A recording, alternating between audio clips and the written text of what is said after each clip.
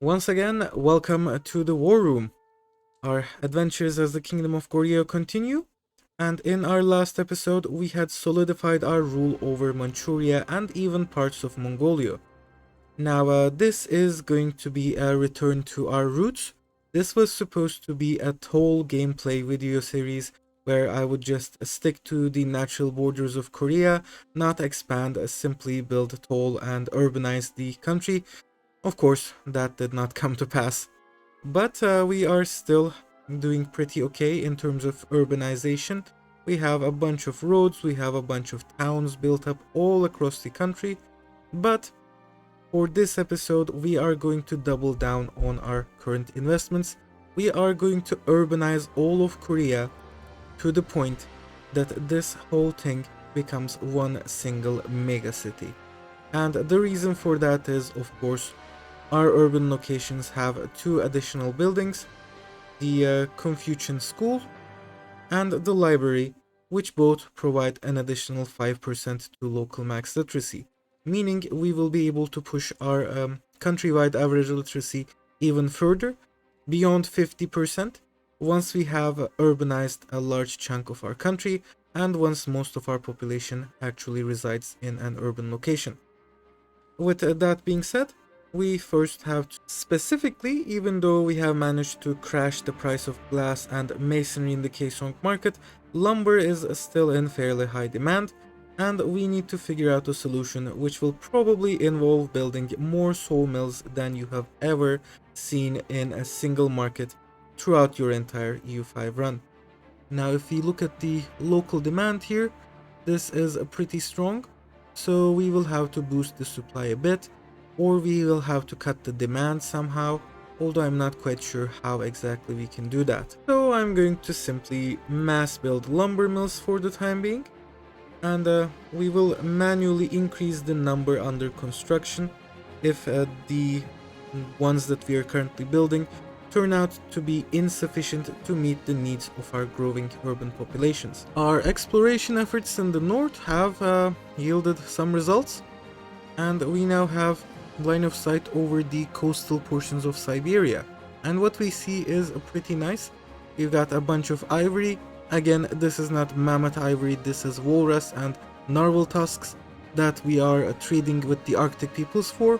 We got fur, gold, copper, all of the good stuff. And I think we're going to keep exploring Siberia to see what we got, to figure out where the best colony spots are, because we're definitely going to colonize this entire crescent here in order to import their goods down to the Asian markets. So let's queue up some expeditions. We'll start preparing an exploration of the West Stranovoy. There we go. Again, put whoever you got with the highest military skill here, because military is the most important skill. It will make the whole expedition go even faster than usual. And one more? Two more. We've got two more options here. I'm going to send one of them through Kaesong. If I'm not mistaken, the exploration missions actually add a bit of either prosperity or development to their origin location. I'm not quite sure about the specifics, but there's definitely some benefit to sending these through one of your capital or other high value locations. So that should be practically it for the north. We still have some options down here in Melanesia though. But I'll probably wait a bit, let our budget recover somewhat, because we are somewhat underwater due to the cost of our colonies in Manchuria and also in Taiwan. So once we have colonized a bit more, I will start sending expeditions down to Melanesia as well. Our union partner Ashikaga got attacked by the Shimazu and Hishikari domains, but they have quite a lot of levies, so this shouldn't really be all that difficult. And I'm guessing Shenyang and maybe even our vassals will assist them too. So I'm just going to sit back and relax and not really care about this particular conflict. Since the ultimate goal of this entire run is research maxing, I'm doing something that you're not really supposed to do. I've researched every single one of the Age of Traditions advances. I got 94 out of 94. And this includes stuff like prosperity recovery, 5% construction speed, monthly purity. This is stuff that I'm never ever going to make use of. And the reason for this is, if you, well, we don't have any text here left, obviously, but if you were to look at technologies from the previous eras, you would see that they cost less to research. So, for example, in the age of Renaissance, if I wanted to research commissioned officers right now, I would have to spend a 28.75 research progress. Whereas if we were to age up to the age of discovery, and then I wanted to research this same technology, it would only cost me, I believe, 19.75 or maybe 20.75, something like that research. So I would be saving 8 research points because I'm researching a technology from a previous age. And for this reason, in order to get every single advance in the game, we are going to have to do some not so optimal researches. Specifically, I will want to research all texts of the previous era before I age up, so when I'm in the age of discovery, I will want to finish researching every single technology, every single advance in the age of Renaissance, in order to be as efficient as I can with my research. And this does mean that you will be locked out of some researches, like, for example, I probably won't get the Huacha or the turtle ship until very late in the age of discovery, whereas I could probably make use of them earlier than that, but that's quite alright. Again, this is not a game that has optimized for anything except for two things: average literacy and monthly research. Another very underrated benefit of being Shinto is the fact that we have more than 100 clans in Japan right now, and each one of these clans is going to spawn you additional courtiers.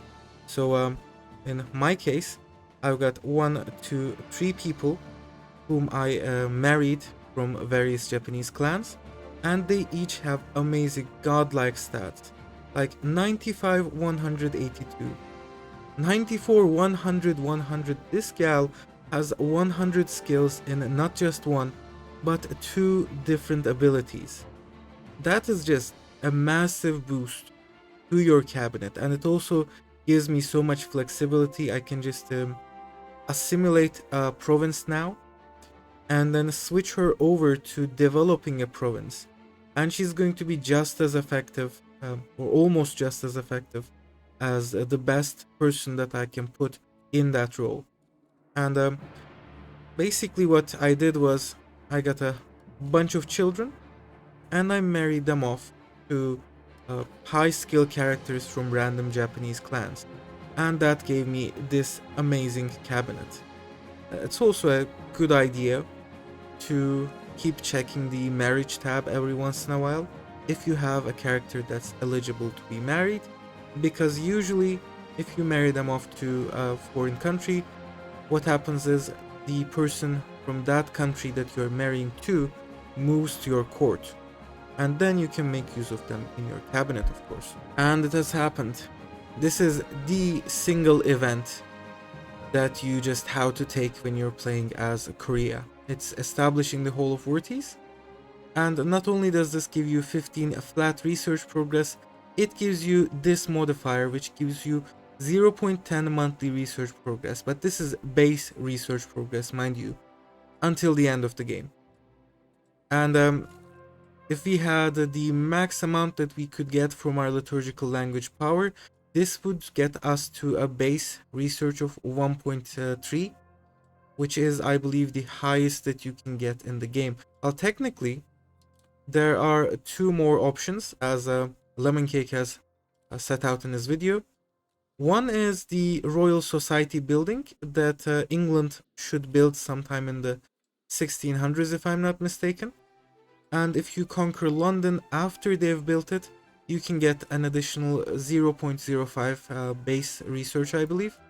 And the other is a timed event, where if you have your capital in Indochina, France can send you advisors, and it will provide you with a bit of extra monthly base research for, I believe, 15 or 25 years. But really, this is the big one. Like, this is one of the only ways of getting base monthly research progress other than power of your liturgical language. Everything else is a percentage modifier. And of course, we have to establish it. And it's going to cost us 30,000 ducats, yes, of course. But, I mean, it's well worth it. Money well spent, I'm going to say. And I'm also going to grab a couple other stuff here. We're going to increase our literacy, appease the temples, appease the commoners. It really is a shame that we are no longer able to extract money from Ashikaga, but you know, gotta do what you gotta do. And once the monthly tick is over, I'm also going to strengthen the ministry to get us back up to 5 cabinet members. Well, yes, we are 36,000 ducats in debt, but definitely worth it. I'm not even complaining. This was just so worth it. Because essentially, to be on track to research everything, you need to have about 3 research progress at the start of the Age of Discovery, and we are fairly close to that. We are like in a fairly okay situation right now. So hopefully we should be able to research everything that we need by the end of the Age of Discovery, and then after that, in the Ages of Reformation and Absolutism, we will not have to play catch up to our earlier advances.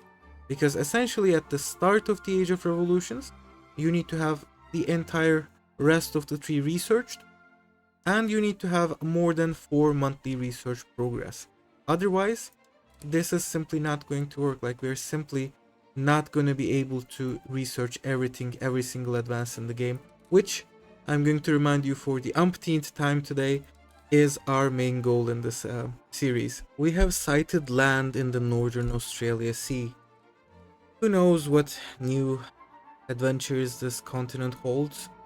For now, I'm not going to expand any further. I'm going to cease exploring for a while because yeah, that is not going down. It's not going down, and they're paying 164 ducats a month in interest. So for now, I'm going to cut down on exploration costs, on the cost of colonies. In fact, we could probably reduce our diplomatic spending a bit as well. Just enough so that we still don't get any complacency, but also enough that we don't have to spend 175 ducats a month on it. Japan is truly in the warring states period. Every once in a while an upstart clan decides to declare war on Ashikaga, and then they get beaten, and that's basically it. It just ends in a white peace for some reason, without getting any land for our union partner. And in fact, if I'm not mistaken, Ashikaga has regularly been losing lands, because at the start of the annexation their cost was something like 12,000, now it's down to 864. So honestly, I don't know what's going on here exactly, like how the wars work or how we can make them work. I'm just going to annex Ashikaga, and then we're just going to, I guess, take over Japan through the regular means of conquest. We have a new king, and I wish we could keep the old one. This guy just doesn't have nearly the same stats as our old one did, but you know, we gotta make do.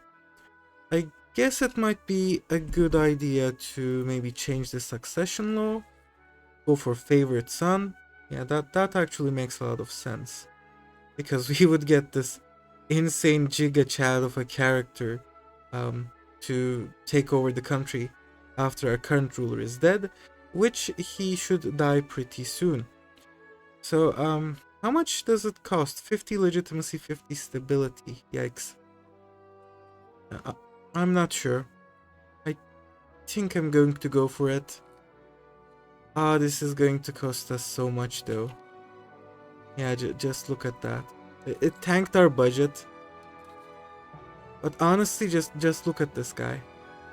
He is definitely worth going for. This was definitely the best 50 stab and the best 50 legitimacy that we've ever paid in the course of this campaign, I would say. So I'm going to put our ruler at the head of a navy. Wait, I think he's at the head of an army right now. Oh, so he's leading the army, okay. Let's say you take care of the army, and my ruler, my king, where are you? There you are. You can board the ships, and hopefully you will die a painful death very, very soon. And obviously we are going to negotiate succession laws to favor son succession, so that our union members Shenyang and Ashikaga stay with us through the succession. Although I'm quite hopeful that we will be done with Ashikaga in 6 years. Oh, that's actually nothing. It only took us like, what, 20 years? Maybe 25 to annex them? And that's literally nothing in the, grand scheme of things. On the flip side, we are not going to get any amount of control in most of their lands. But that's definitely going to improve as we keep annexing more and more land in Japan. And I'm guessing we will start with the southern parts and slowly go eastwards. Taiwan has been fully colonized, and it's going to act as a stepping stone towards further expansion in the East Indies. Speaking of which, we already have one location that has been colonized in the colony of Manado, and as soon as we have dealt with our massive debt, I am going to increase our rate of colonization in the East Indies, since all of these lands are now within our colonial range. The idea here is to, of course, get the clothes, which are going to be a massive boost to our economy, although looking at the picture here, it doesn't really look like we need much of a boost. Still, more trade income is always good to have. It is so funny that one of the best modifiers in the game cost us a decade's worth of production. But here we are. Our debts have been paid off. We are extremely strong and very healthy in terms of our finances, although part of it is because I'm using 2 cabinet members to stabilize the country and strengthen the government. At the same time, I think they're better off doing these instead of maybe just developing any other random province. And if we look at our crown power, we have 34%. That is pretty decent for the early game. I think I'm going to switch out of this trade office network government reform eventually. I'm going to keep the agricultural cultivation and harbor administration for sure. But this one doesn't really do much for us, I think. And this is just a free reform. Lovely stuff. So, since we have a bit of money left, what we're going to do is, we are obviously going to start urbanizing our country. And we have laid the groundwork for this. Glass, masonry and lumber are all extremely cheap in our local market. And we're going to start plopping down towns, starting with locations that have less than spectacular trade goods. So in the first phase of urbanization, I should say, we are mostly going to focus on the stuff that's not really necessary. So stuff like medicaments, sand, sturdy grains, fish, especially fish. Like it's not even that good food producer compared to, say, rice, which if I can find it, it produces twice as much food as fish, and basically everything else is the same about rice. But anyways, we're going to start with stuff like medicaments, fish, clay, sand, and beeswax, and then once all of those have been urbanized, I'm going to move on to stuff like horses, salt, rice, coal, although it pains me, maybe even stone, depending on our balance, and yeah, okay, it seems to be in fairly okay supply already. And by the time that we are done, the only non-urban locations that will be left are going to be the gold and silver mines. And even then, I'm not 100% sure about those. I think eventually if we get decent amount of profit from the urbanization, I'm even going to build over the gold and silver mines. Again, this is all in the pursuit of that sweet extra literacy and that sweet extra monthly research progress. And you know what? This is just insane. I'm getting nearly 900 ducats a month, which means I can found 3 towns each month. That means I should be able to urbanize all of Korea within the span of a decade, perhaps even less than that. That's just insane, the things you can do when you're receiving 562 ducats in a tribute from the Chinese Empire. We are about 3 years, well, closer to 4 years into our program of urbanization. More than half of the country has been urbanized. In fact, I would say it's closer to maybe 2/3. And what we have left now is basically the premium goods like pearls. We have a bunch of pepper. We have gold and silver, of course, which is definitely not in short supply across Korea. I do not dare urbanize the amber mine here because just look at that base tax. The amount of demand versus the amount of supply is just crazy in East Asia. And I should probably urbanize over the second incense location here. And I have specifically avoided urbanizing over the lumber. But seeing that we are nearing the end of our urbanization project and the price of lumber is still at minus 33%, I think it's time that we start urbanizing the lumber as well. Now regarding the remaining RGOs here. Oh, salt. Oh yeah, it's salt is fairly expensive nowadays, I guess. I guess I'm going to start urbanizing over some of the rest, like iron. We don't need all of our iron mines. We're probably going to make do with something like half. But if I urbanize over every single iron mine that I have, that's just going to collapse supply, and iron will be twice as expensive as it should be, which in turn has downstream effects.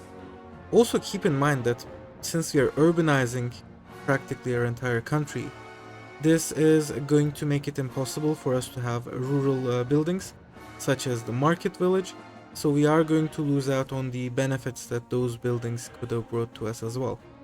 But again, only 2 numbers matter in this campaign, and one of them is this and the other one is this, and by urbanizing our entire country we will be able to push this beyond 60%, and as soon as we have the printing press advance in the Age of Discovery, this should stabilize at somewhere between 65 and 70%. And yes, that is in the 1400s. I'm fairly sure that in most campaigns you don't see 70% by the end of the game, but we are doing this, and this is the goal of the campaign. And if we look at our income is actually fairly solid. Like, this is decent. I presume a good portion of this is from the simple fact that we are unable to tax the nobility, and by urbanizing we actually increase our peasant enfranchisement. So in the rural locations the nobility still gets a decent share of the tax, and mind you, the rural locations have the best goods, so the profits from these RGOs, instead of going to the peasants, are going to the nobility. Whereas in our urban locations, the peasants are enfranchised and they split the wealth with the burghers, so we're probably getting a bit more in taxes from our urban locations compared to their rural counterparts. With that being said, I'm still not sure about urbanizing over the silver and gold mines because, I mean, look at that. This would be cut in half if I urbanized over this location. Although at the same time, when you think about it, if I were to look at the supply versus demand of gold,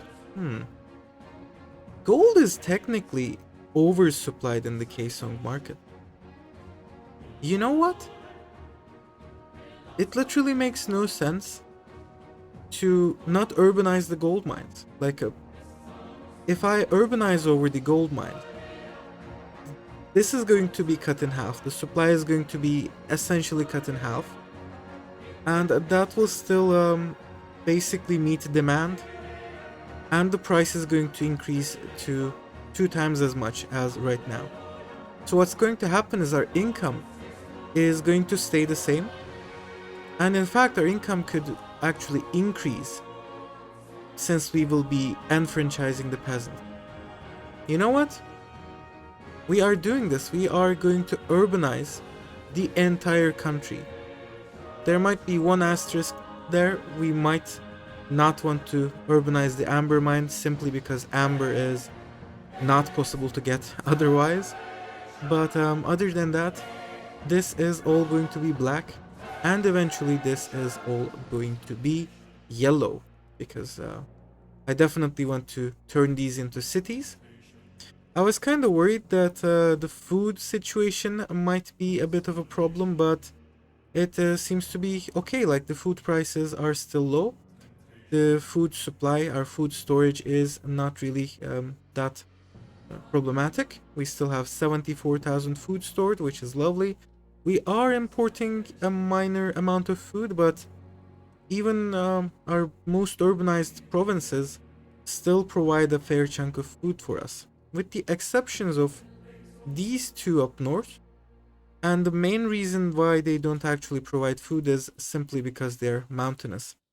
And mountains are just terrible for food productivity. Like, they get a flat minus 20% malus, and that kind of kills off the food productivity quite a lot.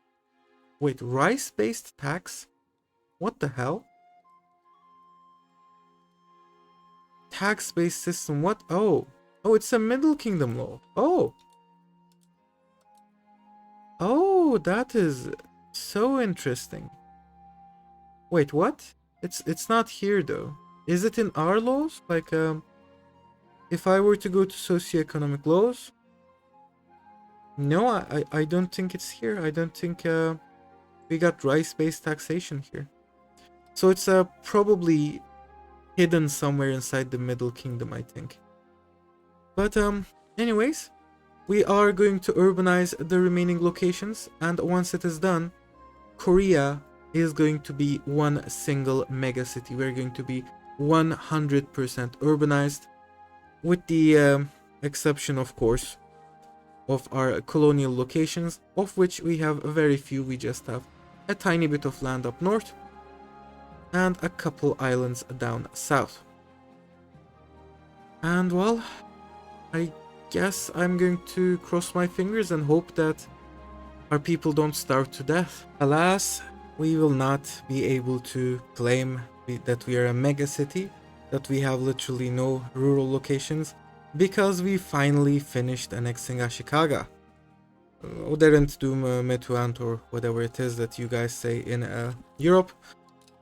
The thing is, I have no idea what I'm going to do from this point onwards. Like, obviously we got all of their lands, but we're going to have essentially zero control over all of this land, and it's probably going to cost us in slider expenses to keep it.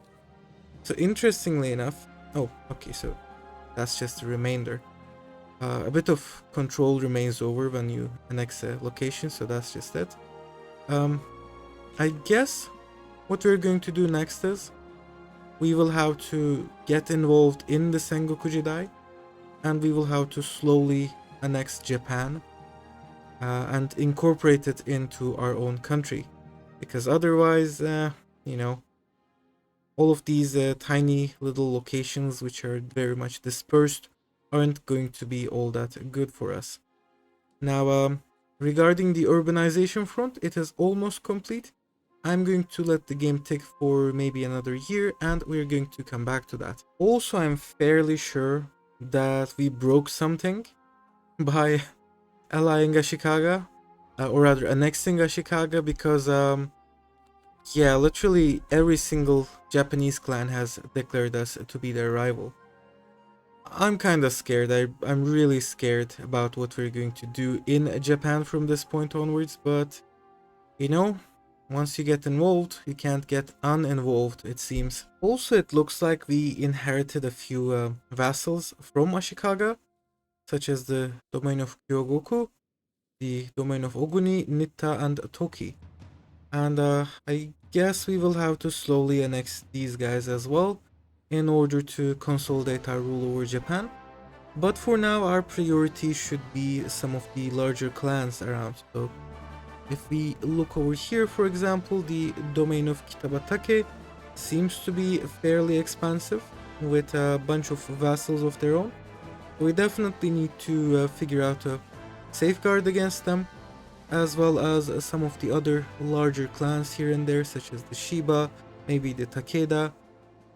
Really, this is just such a mess. I mean, I have no idea how I'm going to get all of these under my control, but we'll have to figure something out. And we also have a coalition forming against us, which is composed of a few Japanese clans. It is not as big as I would have expected. There are still some members which I presume could decide to join. But in this case, I think I'm going to think of this as an opportunity. Maybe by defeating the coalition, we will be able to take all of their land in a single war, and then we can do the same with other coalitions that are bound to spring up, and so on and so forth, until we have finally managed to gather up Japan under our rule, and until we have managed to consolidate the islands. So I think I'm going to try and destroy the coalition. I will start building a spy network on the domain of Hosokawa, and once this has matured, we're going to get a CB against them, which should allow us to annex a fair chunk of Japan in one go by abusing the coalition mechanics. I'm also going to hire a mercenary band just to make us appear a bit stronger, and by doing this, the coalition should be threatened so that they don't declare war on us immediately. And as soon as we have the CB ready, we should be able to go on the offensive against them. So let's say these guys for 120 months. And I'm actually going to grab a few more cavalry so that we will have additional advantages on the flanks. Let's say 15,000 sounds more than enough. That sounds pretty okay. And as soon as they have been hired, the coalition should be spooked so that they don't attack us in the near future. And it is done. Look at this monstrosity. This shouldn't exist. This shouldn't be possible. I have no idea how I even managed to do this, and our income did go down a bit. At the same time, we did raise our stability slider. So without the stability slider, I think this whole urbanization project only cost me something like 130 ducats per month. Oh, and we can also increase our minting a little. Interesting. And honestly, I'm just shocked. I have no idea what it took to get here, or why this is at all possible in this game. This should not be a thing that you are able to do in EU5, and yet here we are. This is what it is. Korea is 100% urbanized. Every single location in the peninsula is either a town or a city, and this is only the beginning. Now comes the more difficult part. We are going to build a library in every single one of these locations, followed by, of course, a Confucian school. Let's go for the mass build option. That cost us something like 5,000 ducats. Okay, we have libraries in most locations already. And after that, we are also going to build the Confucian schools. Again, I'm going to ignore the availability of peasants. Mass build them. That cost us something like 4,000 ducats. There we go. We will have Confucian schools in every single location in a while.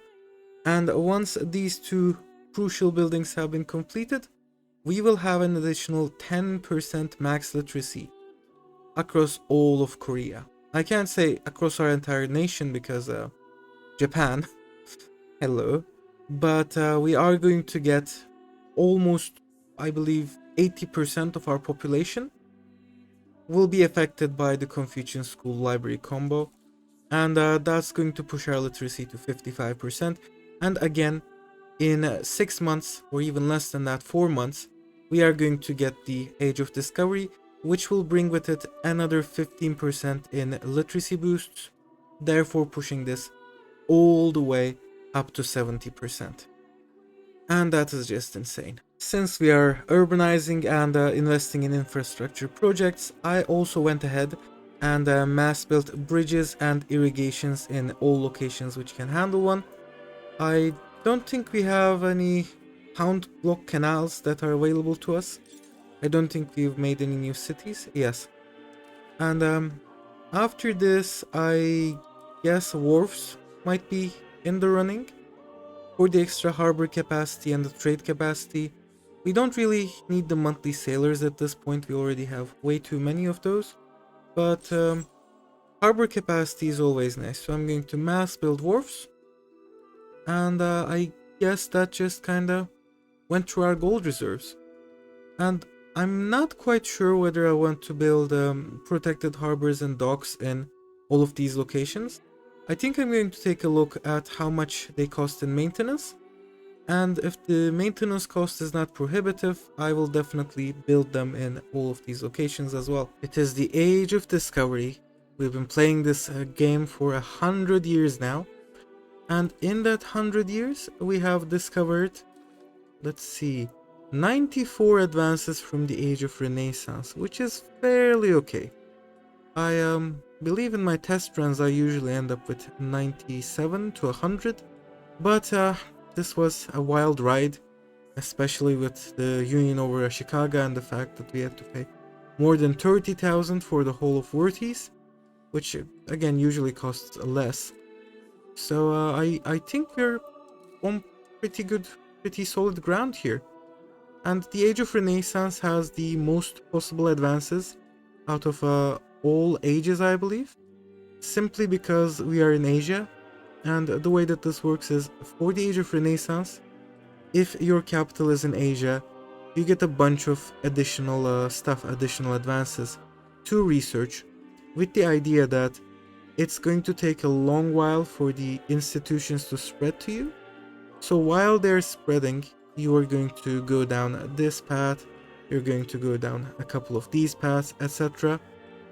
But of course, in our case, we got the institutions quite early, so all of those extra advances are just dead weight for us. But do not worry, we will get through them fairly quickly. Seeing that they only cost 19.55 research progress now, as compared to 28.75 when we were in the Age of Renaissance. And with that being said, we are going ahead and I'm going to choose the admin focus here. The admin focus has a lot going for it. Missionary schools will allow us to convert our country without using our cabinet members on it. The plus 10 from this is just massive. And the organized mercenary payments is also fairly useful. And in our case, this has both urban buildings cost, and if I can find it, there we go, buildings cost. So essentially anything that we build is going to be 20% cheaper.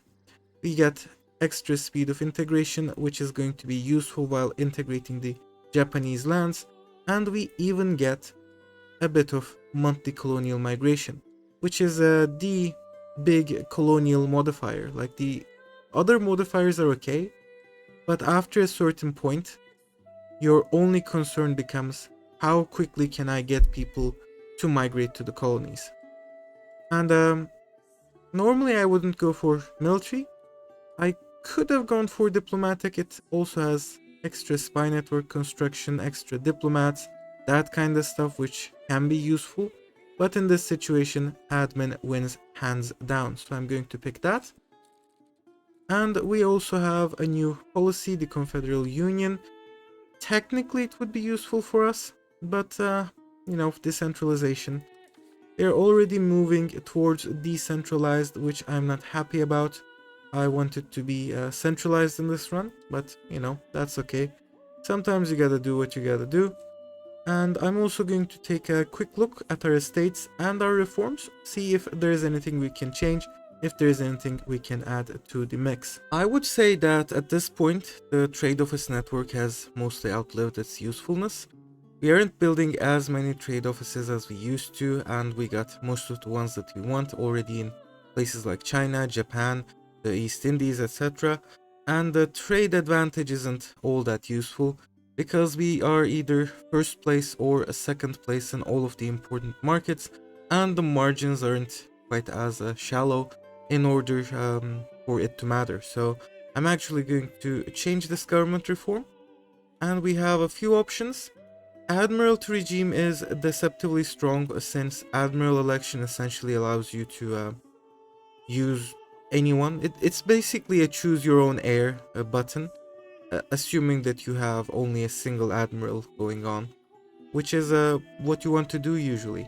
And if we end up having to really min-max in order to get the monthly research progress up, I'm definitely going to consider it.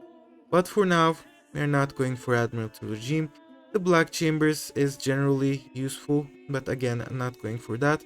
Fixed vassal obligations sounds nice, but I think we're doing okay with our vassals. So, you know what, in this case, I think what I'm going to do is either go for royal commissions for extra cabinet efficiency and centralization, or maybe autocracy for the extra crown power, but it's just 10% though, so probably not worth it.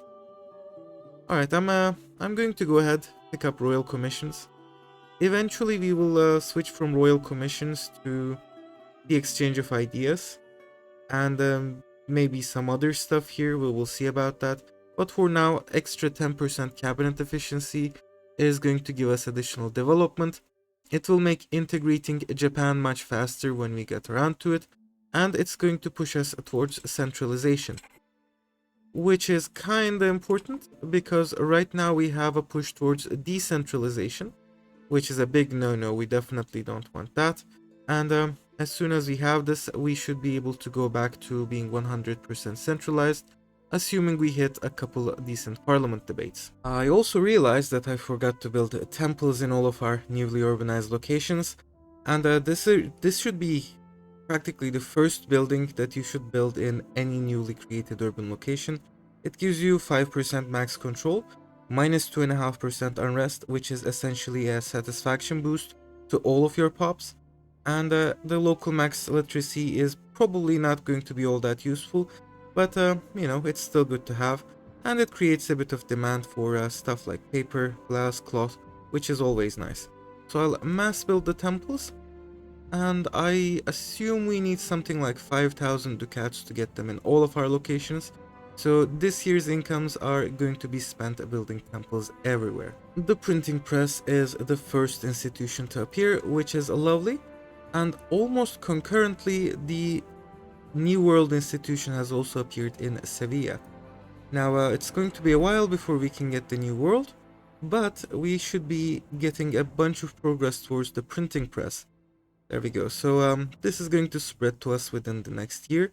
And not only in our capital, we are going to get the printing press within the next couple of years in practically all of our former urban locations. So it's going to have a pretty massive spread throughout our country.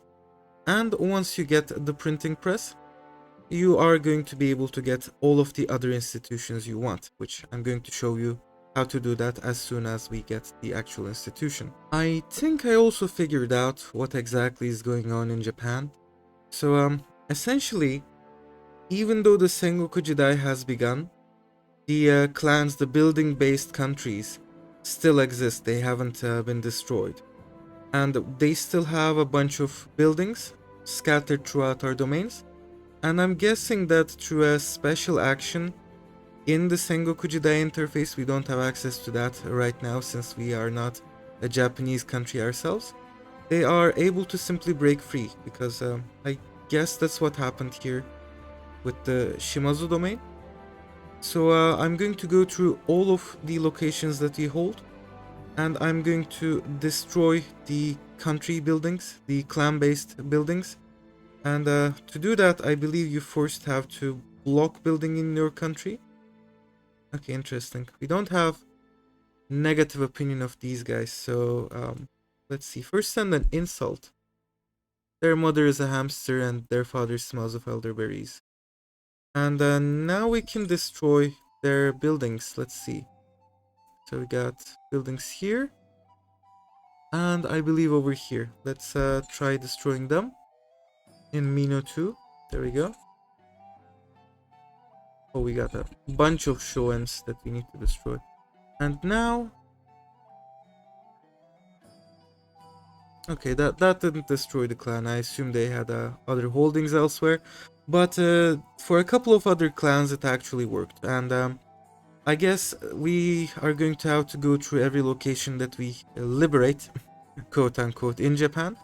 And destroy the clan holdings in order to, you know, make the clans cease existing. Because otherwise, from what I can see, they figure out a way of taking land away from you. They just figure out some way of, you know, breaking free, becoming independent, becoming landed, which is definitely not something that we want to see at this point in the game. I will also begin creating a CB on the domain of Hosokawa. Let's say destroy enemy. Yeah, that sounds nice actually. And as soon as the CB is finished, it's going to be wartime in Japan. We are 2 years into the Age of Discovery and already we can discover the printing press. I'm going to embrace the institution right away. It will cost us a bit of gold and stability, but you know, gold and stability are just numbers. And after that I'm going to cancel all of the researches we have, because honestly I was just researching them because we have to research everything, otherwise I wouldn't even bother with those. And we are immediately going to queue up the printing press, which is 10% max literacy, followed by shared knowledge, which allows you to promote institutions. And this ability here is the reason why printing press is the only institution in the game that you ever need to have. All of the others you can get as soon as you have the printing press embraced, and as soon as you have these two advances research, because promote institutions allows you to put a cabinet member to promote an institution in the selected province, and that's going to spread that institution to you. You don't have to have any sort of access to the birthplace of that institution. So right now the New World institution spawned in Sevilla, and we don't need to have anything to do with Sevilla. We don't need to get fleet basing rights with the Crown of Castile. We can simply put a cabinet member on promote institution, and it's going to promote it all the way here in Kaesong in our capital without requiring any trade or diplomatic connections at all. And of course we're going to, you know, make use of this.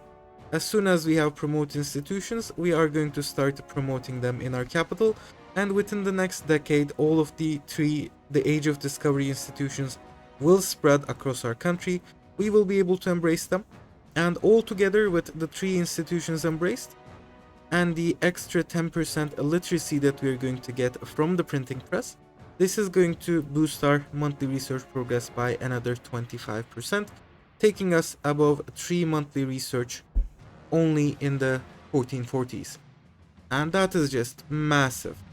Now we still need to get something like 3.2, 3.3 research per month in order to research all of the techs that we are interested in, but I'm fairly confident that we will get there eventually.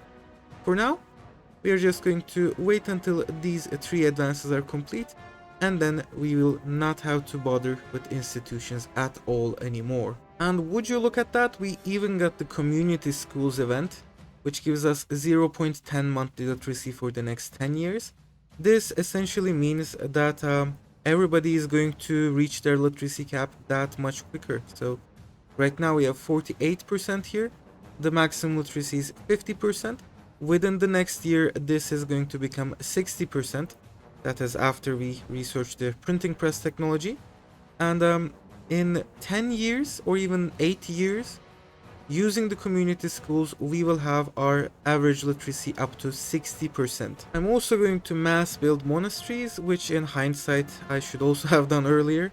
These are fairly okay buildings. The clergy does consume a little bit more food, but at the end of the day they are not as numerous as the other social classes, and the extra 10% max literacy, and most importantly the extra 10% local pop conversion speed are all very nice, as is the extra 100 clergymen that you can get from simply building this building, These are all going to create additional demand, and they're all going to form a tiny bit of upwards push in our average literacy for now. It is the year 1441. We have finally gained our casus belli on Hosokawa, and this is going to be the start of a major war in Japan. Hopefully, we are going to be able to defeat the coalition and occupy most of central Japan, which is where a significant portion of the population and also the economy lies. With that being said, this episode has run on for too long, and we have actually achieved our main objective, which was to create a whole MegaTown in Korea. Mind you, this is going to become a mega city eventually, but for now, having simply urban locations in every single location is going to be more than enough, especially given the rate at which our average literacy is increasing. Because just look at this, we are getting, I think, 1% a year in literacy increase, and a decent part of that is simply from the community schools, which gives us 0.10 per month. But at the same time, we also have a few really decent bonuses to our literacy increase. So if we look here, there we go, we're getting, wow. Okay, I did not expect that. We're getting 0.38 per month. That means that amounts to almost 5% per year. That is an insane literacy speed. So in 2 years, most of our commoners are going to hit their cap, which is 65%. And that should translate to between 68 and 70% average literacy for our country as a whole, which is just insane for the age of discovery. This is still the 1440s, by the way. And that's probably going to push us to near or above 3 monthly research. We still need to increase the power of our liturgical language somehow, and I have a couple ideas about how to accomplish that, but I presume eventually we are going to have to destroy China. And that's going to be much easier said than done because, yeah, 863,000 men. Okay, anyways, it's been a fairly uneventful episode. I think the internal development in this was just off the charts. And for now, we seem to be doing pretty okay. Central Japan is also fairly urbanized. So as soon as we get it, we should be able to, continue on our path towards 100% literacy without it affecting us too much. But of course, we will have to integrate these areas to our country first. So I'm guessing that's a wrap. Thank you all for watching, and in the next episode we are going to start with a war on Japan, and we're going to continue our expansion throughout the region. And I guess I will see you once again in the war room.